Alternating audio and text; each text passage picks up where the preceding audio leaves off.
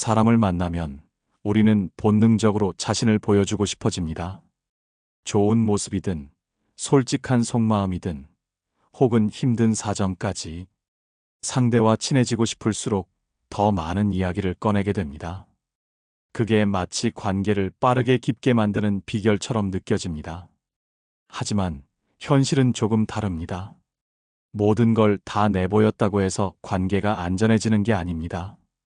오히려 그 반대가 되는 경우가 훨씬 많습니다.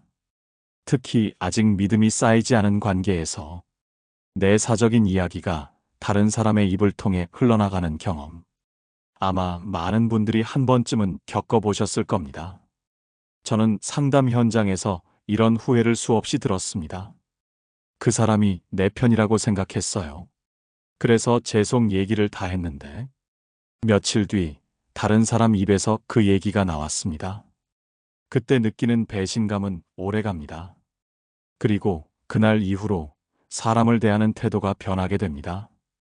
이 경험이 알려주는 건 단순합니다. 모든 관계가 진심과 비밀을 나눌 만큼 안전하지 않다는 사실입니다. 그래서 저는 사람을 만날 때 반드시 숨겨야 할 4가지를 정해두라고 조언합니다. 이건 단순한 비밀 관리가 아닙니다. 여러분의 평판, 신뢰의 기회를 지키는 최소한의 방패입니다. 첫째, 개인적인 약점과 상처입니다. 이건 누군가가 여러분을 방어하는 재료가 되기도 하지만 반대로 공격의 빌미가 될 수도 있습니다. 둘째, 다른 사람에 대한 평가나 불만입니다. 그 순간만큼은 여러분과 누군가의 친밀함을 확인하는 대화 같아 보여도 뒤돌아서면 저 사람은 뒷말을 하는 사람이라는 꼬리표가 붙습니다. 셋째, 돈과 관련된 이야기입니다. 수입, 투자, 빚, 재정 계획 같은 건 사람의 태도를 단번에 바꿀 수 있는 민감한 주제입니다. 넷째, 앞으로의 구체적인 계획과 전략입니다. 누구에게나 아직 세상에 꺼내지 않은 계획이 있습니다. 하지만 일찍 노출될수록 방해나 견제를 받을 가능성도 커집니다. 이 4가지를 숨기는 건 단순히 조심성의 문제가 아닙니다. 그건 관계에서 불필요한 잡음을 90% 줄이는 방법입니다. 10명 중 9은 여러분이 주지 않은 재료로는 뒷담화를 만들 수 없습니다. 이건 사람의 본성을 알면 당연한 이야기입니다. 인간은 관계에서 얻은 정보로 관계를 정의하려는 습성이 있기 때문입니다. 오늘은 이 4가지를 왜 숨겨야 하는지, 그리고 어떻게 숨기면서도 관계를 부드럽게 유지할 수 있는지 현실적인 사례와 함께 나누겠습니다. 이 원칙을 생활 속에 녹이면 여러분의 인간관계는 훨씬 편안하고 단단해질 것입니다. 많은 사람들이 첫 번째 경계선, 즉 개인적인 약점과 상처를 숨기지 못하는 이유는 그걸 드러내는 것이 친밀함의 시작이라고 믿기 때문입니다. 물론 서로 깊은 신뢰가 쌓인 관계에서는 상처를 나누는 것이 유대감을 강화합니다.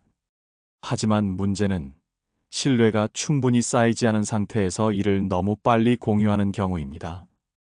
예를 들어 직장에서 점심을 같이 먹다 사실 나 예전에 큰 실패를 했었어라며 세부적인 사연을 이야기하는 경우를 봅니다. 이때 상대가 겉으로는 고개를 끄덕이며 공감하는 것처럼 보여도 그 안에서는 저 사람은 이런 약점이 있구나라는 인식이 자리 잡습니다.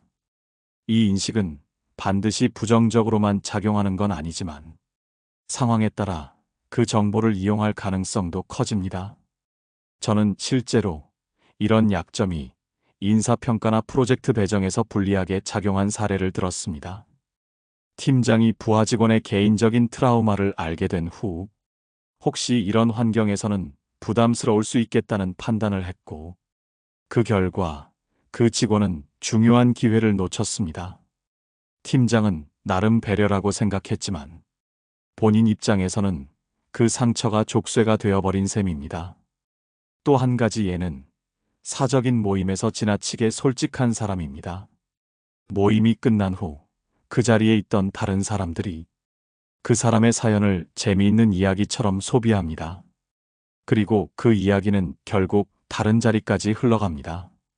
이건 나쁜 의도가 아니라 인간의 본능적인 정보 공유 욕구 때문입니다. 그래서 저는 개인적 약점과 상처는 신뢰가 확인된 뒤에만 공유하라고 조언합니다. 그렇다고 해서 항상 딱딱하고 방어적인 태도로만 있으라는 건 아닙니다. 대신 초기에는 안전한 범위의 이야기로도 충분히 친밀감을 쌓을 수 있습니다. 가벼운 취미 이야기, 좋아하는 음식, 최근에 본 영화나 책. 이런 주제는 서로를 알아가는데 충분합니다. 상대가 나를 오랫동안 지켜보고 나 역시 그 사람의 말과 행동에서 일관성을 확인했을 때 그때 조금씩 깊은 이야기를 꺼내면 됩니다. 결국 약점과 상처는 나눌 수 있는 관계의 등급이 정해진 뒤에야 꺼내야 합니다. 그 순서를 지키지 않으면 내가 원하지 않는 방식으로 내 이야기가 세상에 퍼져나갈 수 있습니다. 그리고 그 피해는 대부분 돌이킬 수 없습니다. 두 번째로 숨겨야 할 건 다른 사람에 대한 평가나 불만입니다. 이건 겉으로 보기엔 단순한 잡담 같지만 인간관계에서 가장 빠르고 강하게 부메랑이 되어 돌아오는 요소입니다. 우리는 종종 친밀감을 느끼는 상대와 대화를 나누면서 공통의 화제를 찾기 위해 제3자 이야기를 꺼냅니다. 그 사람은 좀 게으른 것 같아. 이번에 한 일은 솔직히 별로였지. 이런 말이 오갈 때 순간적으로 서로의 거리가 가까워지는 기분이 듭니다. 하지만 사실 이건 아주 위험한 친밀감입니다. 왜냐하면 제3자의 이야기를 나누는 그 구조 속에서 여러분은 뒷말하는 사람이라는 이미지로 각인되기 때문입니다. 저는 이런 상황이 어떻게 관계를 무너뜨리는지 너무 많이 봤습니다. 예전에 한 직장인이 동료에게 상사의 업무 스타일을 불만스럽게 이야기했습니다. 그런데 몇 주 뒤 그 동료와 상사가 같은 프로젝트를 맡게 되면서 그 불만이 고스란히 상사 귀에 들어갔습니다. 그 이후 그 직장인은 상사와의 관계가 눈에 띄게 어색해졌고 승진 평가에서도 부정적인 영향을 받았습니다. 문제는 이게 꼭 나쁜 의도를 가진 사람이 아니라도 일어날 수 있다는 점입니다. 대화 속에서 나온 부정적인 평가는 듣는 사람이 흥미로운 이야기라고 느끼면 무심코 다른 자리에서 꺼낼 가능성이 매우 높습니다. 그리고 그 말은 전달될수록 점점 더 자극적인 버전으로 변합니다. 이게 바로 소문과 오해가 생기는 구조입니다. 그래서 저는 이렇게 조언합니다. 누군가에 대한 부정적인 평가나 불만은 직접 그 사람과 이야기할 수 있는 상황에서만 꺼내라. 그리고 그 외의 자리에서는 가능한 한 제3자 이야기를 하지 않는 습관을 들여라. 대신 제3자가 화제로 올랐을 때 그 사람의 장점이나 긍정적인 측면을 말하는 편이 좋습니다. 이건 단순히 착한 사람이 되기 위함이 아닙니다. 그렇게 해야만 여러분의 인간관계가 더 안전하고 오래갑니다. 결국 다른 사람의 이야기는 그 순간의 친밀감을 위한 재료가 아니라 여러분의 신뢰도를 시험하는 무대입니다. 이 원칙을 지키면 사람들이 여러분과 있을 때 느끼는 안전함이 커지고 그 안전함이 곧 관계를 지키는 힘이 됩니다. 세 번째로 숨겨야 할 건 돈과 관련된 이야기입니다. 돈은 인간관계에서 가장 민감한 주제 중 하나입니다. 친한 사이에서도 혹은 가족 사이에서도 돈 이야기는 쉽게 오해와 경계심을 불러옵니다. 많은 사람들이 이런 경계를 무심코 넘어갑니다. 이번 달에 보너스 얼마 받았어? 나 이번에 주식으로 얼마 벌었어? 이번 달은 카드값이 너무 많이 나왔네. 이런 말은 단순한 일상 대화처럼 보이지만 듣는 사람 입장에서는 전혀 다르게 작용할 수 있습니다. 돈 이야기가 위험한 이유는 상대가 나를 보는 시선을 단번에 바꿔버리기 때문입니다. 수입이 많다고 말하면 부러움과 함께 알게 모르게 거리감이 생길 수 있고, 적다고 말하면 연민 혹은 무시 섞인 태도를 받을 수 있습니다. 또한 투자, 재정 계획, 빛 같은 이야기는 상대가 여러분의 결정을 평가하거나 간섭할 빌미가 되기도 합니다. 저는 상담에서 이런 경우를 자주 봤습니다. 한 내담자는 친구에게 개인적인 투자 계획을 이야기했다가 그 친구가 다른 사람들에게 그 계획을 재미삼아 떠벌린 경험이 있습니다. 계획이 틀어졌을 때는 그러게 내가 하지 말랬잖아 라는 말까지 들으며 관계가 서서히 틀어졌습니다. 돈 이야기는 이렇게 한번 밖으로 나가면 통제할 수 없는 방향으로 흘러갑니다. 그렇다고 돈과 관련된 대화를 아예 피할 필요는 없습니다. 다만 구체적인 금액과 세부 계획, 개인적 상황은 숨겨야 합니다. 대신 이번에 조금 여유가 생겨서 여행을 준비 중이에요처럼 상황을 포괄적으로만 이야기하면 됩니다. 이렇게 하면 궁금증을 자극하지 않으면서 대화도 무리 없이 이어갈 수 있습니다. 돈 이야기는 관계에서 불필요한 비교, 질투, 경계심을 일으키는 불씨입니다. 이 불씨는 한 번 붙으면 꺼트리기 어렵습니다. 그래서 가장 좋은 방법은 애초에 불씨를 만들지 않는 것입니다. 여러분이 돈 이야기를 스스로 절제하는 순간 상대는 여러분을 평가하거나 간섭할 근거를 잃게 됩니다. 네 번째로 숨겨야 할 건 앞으로의 구체적인 계획과 전략입니다.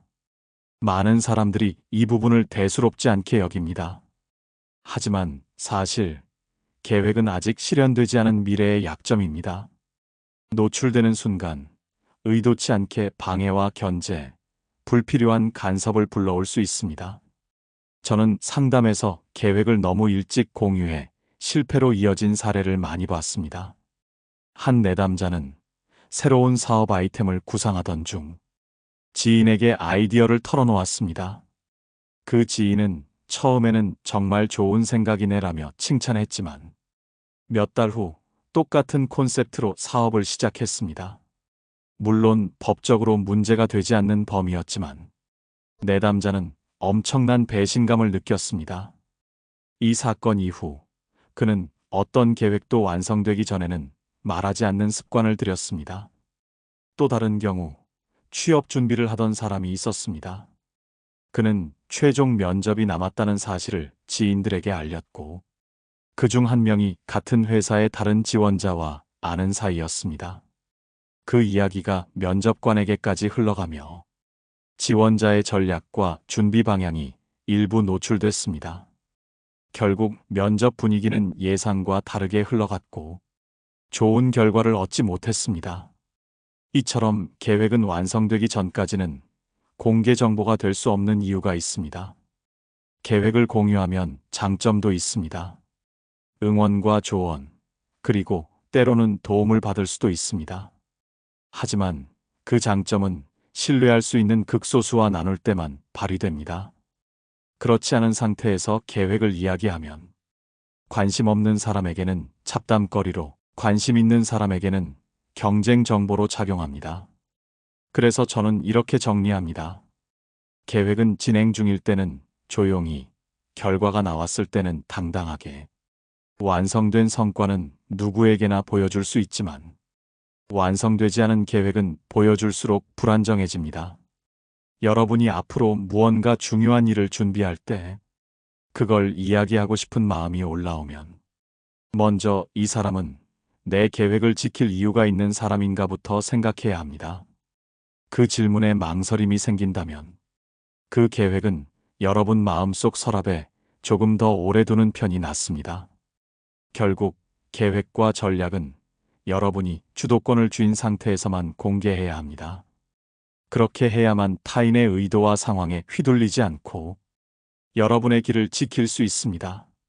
앞서 말씀드린 네 가지를 숨기는 습관은 단순히 조심성 차원의 행동이 아닙니다. 이건 여러분의 인간관계 전반을 바꾸는 전략입니다. 그 중에서도 중요한 건 일관성입니다. 우리가 사람을 대할 때 어떤 자리에서는 숨기고 다른 자리에서는 풀어놓는다면 상대는 금방 이 사람은 상황에 따라 말을 다르게 하는구나 라고 느끼게 됩니다. 그 순간 여러분이 숨기고자 했던 정보뿐 아니라 말 자체의 무게까지 가벼워집니다. 예를 들어, 회사에서는 돈 이야기나 상처 이야기를 철저히 숨기면서 친구 모임에서는 아무렇지 않게 꺼내는 경우가 있습니다. 그런데 이 모임에 있던 누군가가 여러분의 직장 동료와 연결돼 있다면 그 정보는 순식간에 다른 세계로 흘러갑니다. 요즘은 사람 관계가 생각보다 촘촘하게 얽혀 있어서 이 사람하고는 전혀 접점이 없겠지라는 가정은 거의 틀립니다. 그래서 저는 누구 앞에서든 같은 기준을 유지하라고 강조합니다. 모든 사람에게 똑같은 범위의 정보를 주면 여러분의 말과 행동이 단단해집니다.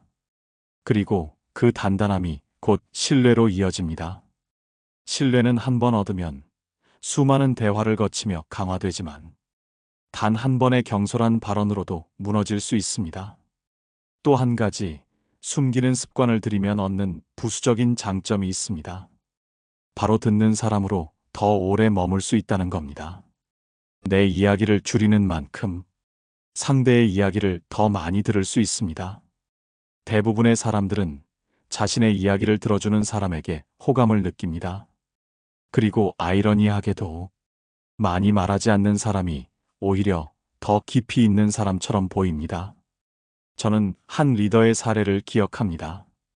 그는 모임에서 거의 자신의 사적인 이야기를 하지 않았습니다. 대신 다른 사람들의 이야기에 귀 기울이며 간단한 질문만 던졌습니다.